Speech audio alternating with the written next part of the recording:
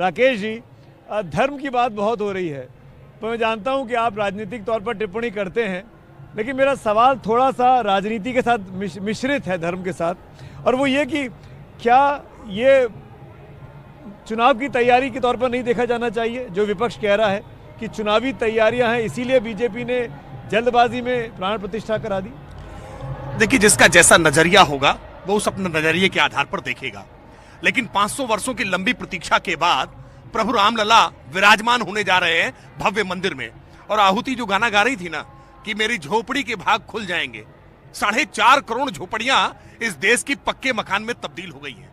केवल प्रभु राम का मंदिर नहीं बना है, विकास भी और विरासत भी।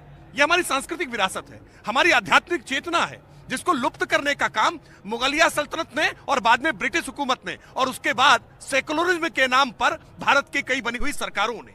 42वां संविधान का संशोधन भारत के प्रियम्बल में, जो भारत का संविधान की आत्मा है, उसमें आपातकाल में इंदिरा जी ने किया और सेकुलर शब्द उसमें जोड़ने का काम किया। जो महाराज जी भी कह रहे थे ना कि धर्म के विपरीत नहीं हो सकता, धर्म के सापेक्ष होगा, धर्म के निरपेक्ष नहीं हो सकता, धर्म के साथ चलेगा, सर्वधर्म संभाव, यही भारत की पहचान रही है। सबका साथ, सबका विकास, सबका विश्वास और सबका प्रयास, यही भारत की पहचान रही है। और ये लागू करने का काम आज प्रधानमंत्री मोदी जी ने किया है। इसीलिए तो विपक्ष कह रहा है कि आप राजनीति कर रहे हैं।